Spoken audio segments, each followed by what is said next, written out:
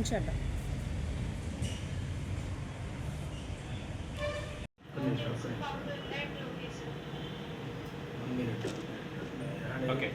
Okay sir. అందరికీ good morning అండి.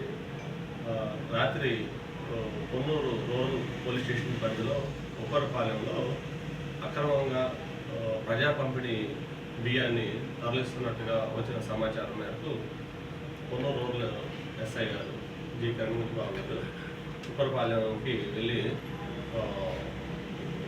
అక్రమంగా తరలిస్తున్న లారీ నాటి తనిఖీ చేస్తే మొత్తం 75 బస్తాలు 30 క్వింటాలు రైసు పీడిఎస్ రైసు దొరికినాయండి.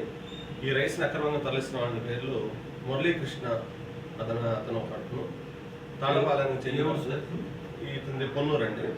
తర్వాత పోకల శ్రీనివాసరావు తాళపాలెం, తాడిశెట్టి నాగేశ్వరరావు ఉప్పరపాలెం వీళ్ళు తరలిస్తున్నట్టుగా మా విచారణ చేసింది. దీని వెనక ఇంకా ఎవరన్నా ఉన్నట్లయితే అది నెక్స్ట్ దర్యాప్తులో చూస్తాము.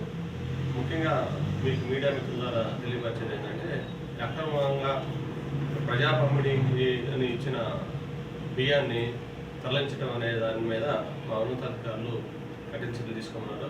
అదేవిధంగా మన స్థానిక ఎమ్మెల్యే గారు కూడా వాటిని నివారించమని ఇలాంటి వాటిని అరికట్టమని చెప్పినందున మేము వీటిపైన పబ్లిక్ తోటి మా సిబ్బందితోటి అదేవిధంగా విలేకరులైన మీతో కూడా లైజనింగ్లో ఉండి ఇట్లా విధంగా తరలిస్తున్న వారిపైన ఉపాధం ఉంటాము.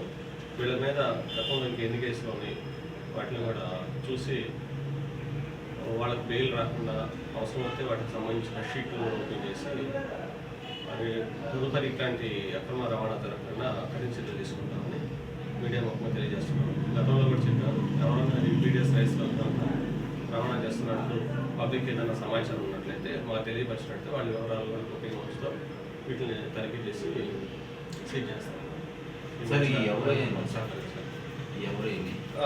కనుక్కుంటామంటే అది ఎక్కడ కొన్నారు, డీలర్స్ దగ్గర కొన్నారా, పబ్లిక్ దగ్గర కొన్నారా అనేదాన్ని నెక్స్ట్ వీళ్ళు ట్రాన్స్పోర్ట్ చేసే పర్సన్ దొరికాడు. మిగతా 2 దొరికితే వాళ్ళు ఎవరి దగ్గర కొన్నారు, పబ్లిక్ దగ్గర కొన్నారా లేదంటే డీలర్ దగ్గరే కొన్నారా అనేది చూసేసి తదుపరి దర్యాప్తులో వాళ్ళ పేర్లు కూడా పెట్టేస్తారు. ఇప్పుడు ఈ ముగ్గురు మురళీకృష్ణ పొన్నూరు, భవిరెడ్డి మురళీకృష్ణ, భవిరెడ్డి మురళీకృష్ణ మేము ప్లస్ లారీని జేసీ గారికి హ్యాండ్ ఓవర్ చేస్తాం. వాళ్ళు వాళ్ళ నిబంధనల ప్రకారం దాన్ని డిస్పోజ్ చేస్తారు. మేడం గారు 3700